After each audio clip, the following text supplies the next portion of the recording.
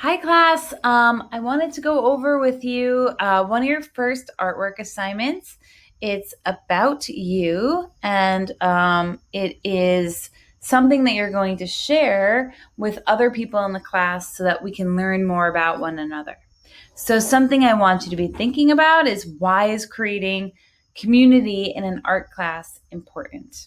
Okay, this is a question we're going to go back to after we complete the project, but it's one I want you to be thinking about while you're working.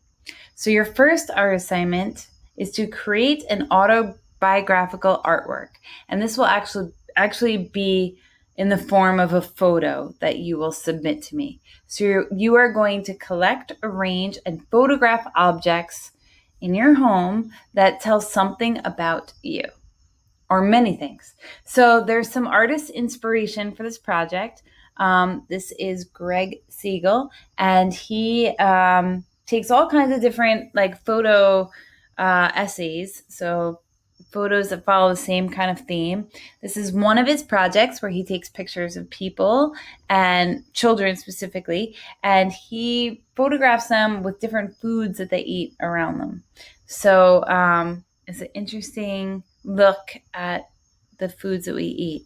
This other project that he's done is with the United Nations Refugee Agency, and he takes pictures of families and individuals who have left Venezuela and are living somewhere else. I think these two families are living in Colombia, and he photographs them with their daily meals or important items that they took, with them on their journey to a new home. So you are going to collect objects in your house, and I'll go over what kind of themes those objects should represent in a minute. And you're going to artfully place them together to make an interesting photo. Still life really is what it is, which is an art term for taking like a bunch of objects together and putting them into an artwork. So you're going to make a photo of this, and you're going to share through the objects that you choose something about yourself. Okay, so in this case, what objects did this person select? How did they arrange them? Like, why is it an interesting photo? And what can we learn about this person from the photo? Or what do we think we might know about this person? So we're going to kind of share our thoughts and feelings about that in class. But these are other students who were working on their autobiographical photo. So if you look at this, you'll think about what's important to this person. There's like family photos, candles, some fashionable glasses, like some music, some concert tickets. So you can start to put together what's important to this person. And some things are more clear than others. Here you have photos again, like fortunes and a book. So you probably could learn a lot reading into what that book is, dried flowers, shells, like so many interesting things about that person. The same is true here, but we're going to keep kind of moving forward. You guys can look at those on your own time in more detail. So I broke down some steps for you, and I also linked steps to more tips if you need help or assistance. So the first thing you need to do is to collect items. You are going to collect two things from each category. So things that you like food, music, clothing, things that you do, like, hobbies, sports, any subject that you're into, and things that are important to who you are. So something that involves like family or friends or your heritage, an important belief or an important memory that kind of shaped you. So those are the three different categories. So this means if you collect two from each, 2, 4, 6, you have a minimum of 6 objects in your photo. So I did this, and this is my first example. This is a whole bunch of stuff that I was walking around the house and tried to like, oh yeah, this represents this about me. This represents this about me. Yeah, this is my family. This is, like picture of people. Well, that's Beyonce, who I like. but she's dressed as Rosie the Riveter, so she's kind of like saying we can do it, and I think that's a cool image. This is a Frida Kahlo pillow that I got when my daughters were born, and this is a Frida Kahlo painting that someone gave me. It's not an actual Frida Kahlo painting, but it's a decoration that someone had given to me. Things for my travels, things that I cook with. So a bunch of different things that are really important to who I am. But right now it's just a mishmash. So then the next thing you do is you practice arranging it in different ways.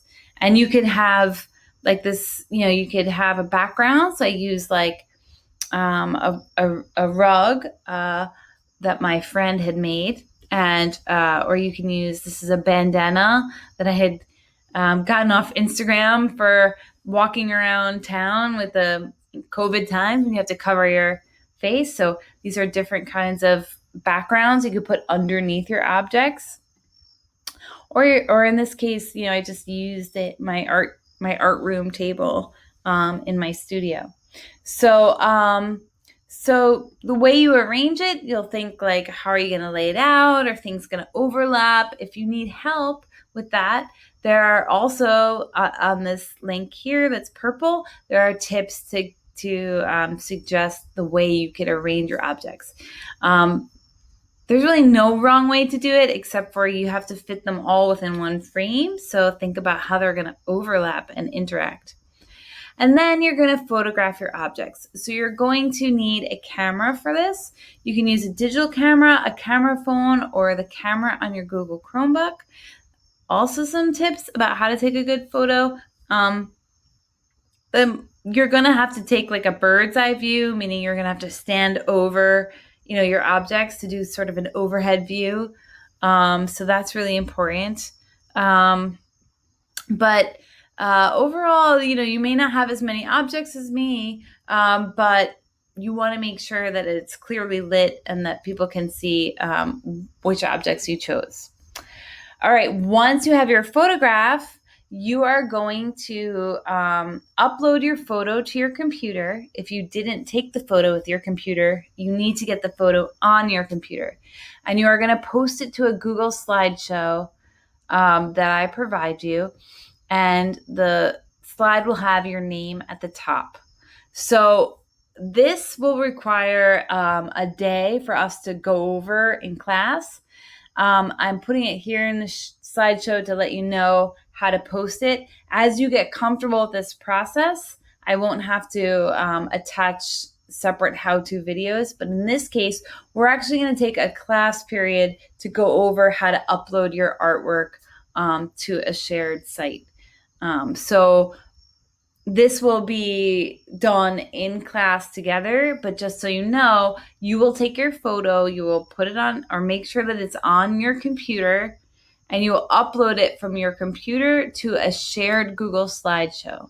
So whatever photo you take will be shared. All right. There will be a video here to explain how you're going to upload that image. So we will go over this as a group soon. All right. And your due date, this is going to be due on Tuesday, September 15th. Okay. All right, guys. So I look forward to seeing what objects you put together and collect. And I also, more importantly than that, look forward to learning a little bit about you all and for you to learn a little bit about each other. Okay.